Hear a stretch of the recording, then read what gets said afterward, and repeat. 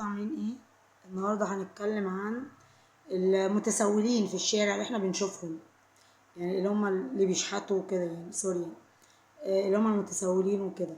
الظاهرة دي انتشرت جدا بطريقة بشعة وبطريقة يعني بقت لا تطاق بصراحة يعني.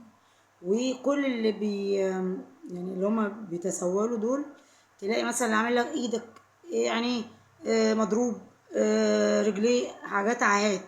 على فكرة احنا ما بنعيبش على حد، اوكي تمام، في ناس كده فعلا، بس المعظم على فكرة، يعني المعظم هتلاقيهم، احنا شفنا كده وسمعنا كده وكده، وعرفنا ان في التلفزيون وفي الاخبار وفي كل حتة ان معظم الناس دي بتلاقي مثلا عندهم ثروة، بيموتوا مثلا ويسيبوا يكتشفوا ان عندهم ثروة.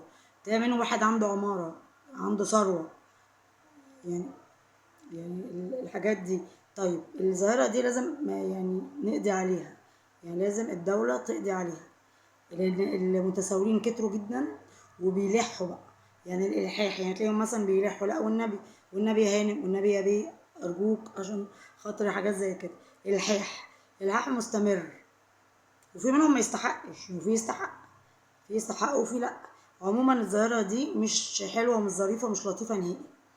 المفروض يعني يتوفر شغل للرجالة والستات، اللي هم يعني اللي هم لا حول ولا قوة، دول ملهمش دخل، يتوفر شغل ليهم، شغل محترم، يعني شغل يكون شريف ومحترم. اي حاجة بقى، تنظيف في محلات، في شوارع، في بيوت، في اي حتة، في مولات، في اي حتة، امن، اي حاجة. اللي عنده صحة ويتم الكشف عليهم، يعني الحاجات دي تتاخد ياخدوها ويتم الكشف عليهم، هل هم فعلا مرضى ولا لا. في منهم بيكون بيصطنع انه مريض وهو مش مريض، لا، يوفر ليه شغل، يوفر ليه شغل ويشتغل ويكسب بعرق جبينه شغل محترم، لكن ما يتسولش. والمريض منهم يوفروا له، اللي هم غير قادرين على الكسب، يوفروا لهم برضو حاجة يبقى دخل مثلا ثابت ليه، أو حاجة ليه بدل الشحاتة والمشي في الشوارع والزحمة، ويقفوا في الإشارات ويتعبوا الناس ويفضلوا واقفين، ويجوا لك وانت قاعد هنا وانت ماشي هنا وانت بتشتري هنا، والإلحاح بقى بدل مرة 10 مرة، 10 مرات و20 مرة. بصراحة منظرهم بيبقى مش ظريف ومش حلو، منظر حضاري مش حلو وممل جدا. في اكيد منكم تعرض للحاجات دي وكده، يعني اكيد منكم اتعرض لان المتسولين والشحاتين بيجوا يلحوا عليه. طبعا احنا ما بنعيبش الشحاته والتسول ده، ربنا يفتح الرزق في ابواب الناس كلها، في وش الناس كلها، بس احنا بنقول على المنظر اللي مش حضاري والمنظر اللي مش ظريف ومش حلو. وفي منهم فعلا طلع عندهم ثروات واغنياء جدا ومستمرين في الشحاته، فلازم يتعمل زي ما يقولوا جرد او احصائيه، الناس دي ايه ظروفها، الناس دي فعلا مرضى، عيانين، شحاتين بالفعل، يشوفوا ايه وضعهم، تقنين الوضع ده، لان الوضع ده مش حلو خالص بالمره. اللي معايا يقول لي رايي صح ولا غلط، لو رايي غلط قولوا لي، رايي صح قولوا لي في الكومنتات، عادي، احنا بنشارك بعض في الكومنتات والاراء. اللي عنده حاجه صح يقولها، انا غلطانه في حاجه يقولي لا النقطه دي عندك مش صح، في كذا في كذا، نعدل لبعض، نضيف اراء اكتر كده. انا عن نفسي الظاهره دي ظاهره وحشه جدا جدا جدا، ظاهره التسول في الشوارع والشحاته، ظاهره بشعه وزادت جدا. طبعا زادت بطريقه هستيريه في كل حته حرفيا، ومش مش سايبه بقى مكان راقي على مكان شعبي على مكان وسط، هي في كله، في كل الاماكن بصراحه. هي في كل الاماكن تلاقي الناس ماشيه متسوله، رجاله وستات وشباب وعيال صغيره وعيال كبيره وبنات، كله كله بقى. والغريب كمان ان بتلاقي مثلا واحده ست مثلا كبيره كأم او ست وصاحبه اولادها بتعلمهم يتسولوا كأنها مهنة، كأنهم بيحترفوا مهنة مثلا، يعني دي بقت مهنة كمان يعني. ده اللي الوحش في الموضوع، ان الست تلاقيها قاعدة وولادها معاها بالاتنين وبالتلاتة، ومعلماهم ومحفظاهم الكلام، وتزقهم روحي، يعني هما كمان يتسولوا معاها. فالموضوع بقى زي الآفة، زي المرض منتشر، لازم نقضي عليه بسرعة، والا بعد كده هنلاقيهم جوه في البيوت قاعدين، طالعين من البلكونات ومن البيوت بيخبطوا علينا، وطالعين بينطوا من البلكونات. اه والله انا بشوفهم بطريقه بشعه، بطريقه هستيريه، وكل الناس بيشوفوهم كده بيشتكوا من نفس الموضوع ده، وبيعلموهم، يعني بيطلع اجيال، يعني المشكله ان في اجيال بتطلع متعلمه بقى، يعني هي الام بتعلم ولادها، الاب بيعلم ولاده الشحاته، جيل بيطلع زيهم والجيل يسلم جيله، جيل بقى الشحاتين كلهم متساويين. غلط، غلط. المفروض البلاد تبقى بلاد متحضرة، تتحضر مش ترجع لورا. البلاد بتتحضر مش بترجع لورا. ولا انتوا ايه رأيكم؟ قولولي الكلام ده سليم وصح ولا ايه؟ يعني اي بلد الحضارة بتاعتها والرقي بتاعها من نظافة الشارع بتاعها، من الناس، من المظهر الاجتماعي، من الناس اللي ماشية، ناس متحضرة وناس كويسة، ولا ناس قاعدة على الرصيفة وبتشحت ولما عيالها ناكشين شعرهم ولبسهم مقطع وقاعدين يمدوا ايديهم ويلحوا على الناس ويشدوا الناس ويطلعوا في الاشارات، وتبقى رايح تشتري حاجة من محل يشدوك. والنبي الحاح يعني بالامر بقى، يعني لازم تدينا ارجوك. الحاح بتوصل لكده، بلاقي ناس بيوصلوا الالحاح، يعني لازم بقى، لازم تدينا، لا اما بقى هنتخانق معاك وهنعمل خناق. اه والله دول غلط برضه.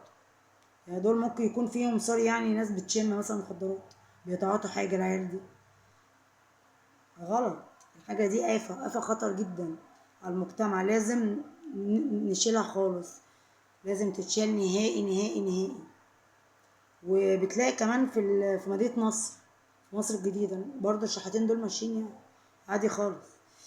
يعني اماكن راقيه، هتقول لك الاماكن، طب الاماكن الراقيه اللي بيفضلوا ماشيين في الشوارع وفي السوبر ماركت واقفين بره مستنيينك اما تخلصي تشتري حاجه، ولا واقفه بتحاسبي على حاجه، هما واقفين مستنيينك عشان يمسكوكي بره. يلا ارجوك يا هانم، ارجوك يا بيه، ارجوك عاوزين حاجه بصراحه معصبه مستفزه، بتعصب الواحد.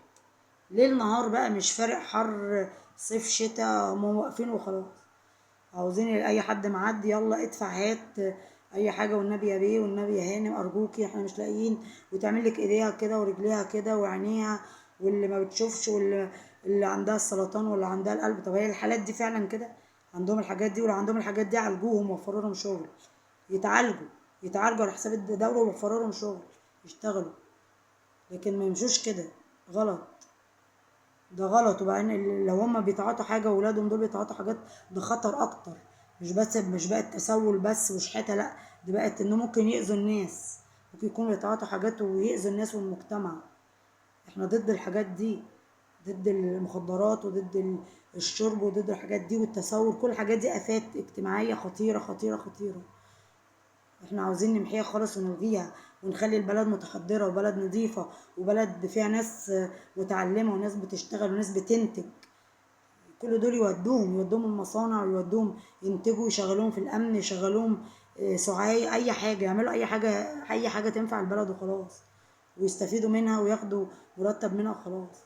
واللي فيه صحه يشتغل شغله واتنين، مش يفضلوا قاعدين على التسول. ايه التسولات دي والشحاته دي؟ غلط جدا. قولي رايكم ايه. والغريب بقى تبقى مثلا داخله مول، مثلا واحد لابس وداخل مول مثلا، قاعد هيشرب حاجه وكده وخارج، مولات محترمة، تلاقيهم بره المولات مثلا بشوية مترصصين مستنيين بقى الناس اما تخرج عشان ايه؟ يدوم اللي فيه النصيب. الواحد والله بيضطر يعني لما يلاقي مثلا منظر بقى، مثلا لو في الشارع او كده لا بمشي، ما بديش بصراحة، بيبقى منظرهم بشع. لكن لما اكون مثلا خارجة من مول او خارجة من كافيه او خارجة من حاجة والاقي المنظر ده مثلا ومعايا ناس قرايبي صحباتي معايا، بضطر اديهم لان عشان اخلص اريح دماغي. المنظر اللزقة ده يعني منظر صعب قوي. ولا انت ايه رأيكم؟ يعني يا ريت تقولوا لي برضه. حد منكم تعرض للحاجات دي؟ اكيد طبعا كلكم تعرضتوا للحاجات دي، ده اكيد، ده شور اكيد يعني. اكيد اتعرضتوا للمواقف دي، واكيد شفتوا الحاجات دي بعينيكم، واكيد اتضايقتوا من الحاجات دي جدا. لا يمكن تكونوا طبعا الموقف ده عدى عليكم عادي كده مر الكرام، لا يمكن، اكيد المواقف دي ضايقتكم. كلنا بنتضايق من الحاجات دي. قولوا لي، عاوز اسمع ارائكم، شاركوني بالاراء، وشاركوني باننا نعمل ايه فعلا، يعني نقضي على الحاجات دي ازاي. الحاجات دي صادفتوها في الفعل واتضايقتوا منها، طب نقضي عليها ازاي؟ نعمل ايه؟ اللي عنده افكار يقول، نشارك بعض بالافكار اللي تنفع بلدنا وتنفعنا، عشان نقضي على اي حاجه وحشه ونخلي كل حاجه ايجابيه والسلبي نقضي عليه نهائي. فياريت تقولولي، وارائكم تهمني يا حبايبي. الاراء، ارائكم انتوا اخواتي وانتوا اللي مشرفيني، والقناه بتكبر بيكوا، وانتوا الاساس، انتوا الاساس، انتوا الاساس. القناة دي قناتي وقناتكم، قناتي وقناتكم، احنا الاتنين مع بعض. انا بالاداء بتاعي، وانتوا انكم بتتفرجوا وبتقولوا ارائكم وبتشاركوني، ويشرفني جدا انكم الفيديو ده لو عجبكم تشتركوا في القناه وتفعلوا الجرس عشان كل فيديو جديد انزله يوصلكم. اشتركوا في القناه يا حبايبي وفعلوا الجرس. سلام.